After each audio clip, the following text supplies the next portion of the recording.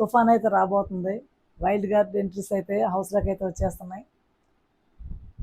ఇప్పుడు ఈ తుఫాన్ తట్టుకోవడానికి బిగ్ బాస్ కొన్ని గేమ్స్ అయితే పెట్టాడు. చాలా టఫ్ అయిన గేమ్స్ ఉన్నాయి. పాపం సంజన గారు ఆడలేక బాగా ఏడ్చేశారు. అలాగే ఫిజికల్ టాస్క్లు కొంతమందికి వీలవుతాయి, కొంతమందికి మెంటల్ టాస్క్లు వీలవుతాయి.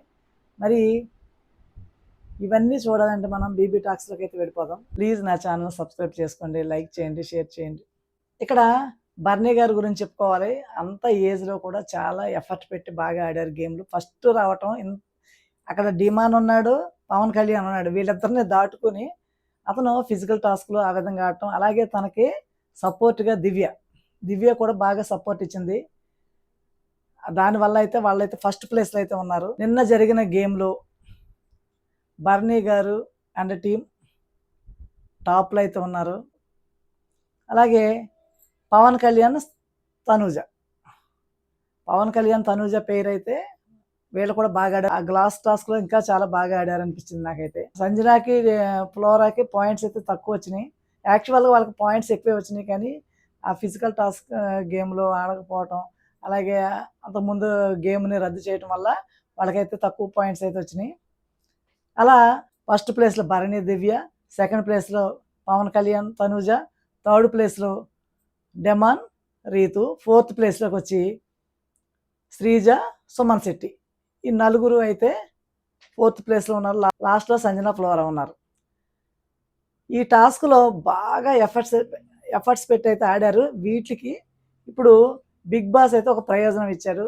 అదే బిగ్ బాస్ దివ్య భరణ్ అయితే డేంజర్ జోన్లోంచి హౌస్లోకి పంపించారు. అలాగే ఇక్కడ తనూజ, పవన్ కళ్యాణ్ వీళ్ళిద్దరిలో ఒకరికే ఛాన్స్ అన్నారు. అక్కడ ఇప్పుడు మొదలైంది అసలైన డ్రామా. ఇక్కడ మన క్రయింగ్ స్టార్ ఏం చేయాలో అర్థం కావట్లే. పవన్ కళ్యాణ్ ఏమనుకున్నాడు, తనూజ నాకు ఇచ్చేస్తుందని తను అనుకుంటున్నాడు. పవన్ కళ్యాణ్ నేనంటే ఇష్టం కాబట్టి నాకు ఇస్తాడని తనూజ అనుకుంది. అక్కడ పప్పులో కాలేశారు. పవన్ ఏమన్నాడు, నాకు డేంజర్ జోన్లో ఉన్నాను కాబట్టి ఇది రేపు పొద్దున వచ్చే వైల్డ్ కార్డుల వల్ల ఏదైనా ప్రాబ్లం వస్తుందేమో, ఎందుకైనా మంచిదని నేను హౌస్లోకి వెళ్తాను, డేంజర్ జోన్ నుంచి తప్పించుకుని అని అన్నాడు. ఏం చేయాలో అర్థం కావట్లే. నేను వెళ్తానని గట్టిగా చెప్పుకుంటే ఏమవుద్దు అని భయం. ఇక ఆఖరికి ఎలాగనే ఒప్పుకున్న తర్వాత వెనకాల ఇంకా డ్రామా మొదలైంది. ఇప్పుడు హౌస్లోకి వీళ్ళు ముగ్గురు అయితే వెళ్ళారు. భరణి గారు, దివ్య, అలాగే పవన్ కళ్యాణ్ వెళ్ళారు. ఇక్కడ తెలివిగా నిర్ణయం తీసుకున్నాడు అనిపించింది పవన్ కళ్యాణ్. ఎందుకంటే ఎక్కడ తనూజని పంపించేస్తాడో అని నేను అనుకున్నా. అక్కడ ఒక గేమర్ లాగా ఆడాడు. పులిహోరే, గేమ్ అన్నట్టు అనిపించింది నాకు. నిన్న గేమ్లో కూడా ఎక్కువ ఎఫర్ట్ పెట్టింది అతనే. నేను బాగా ఆడాను, నేను బాగా సపోర్ట్ చేసింది ఓకే లాస్ట్ గేమ్లో.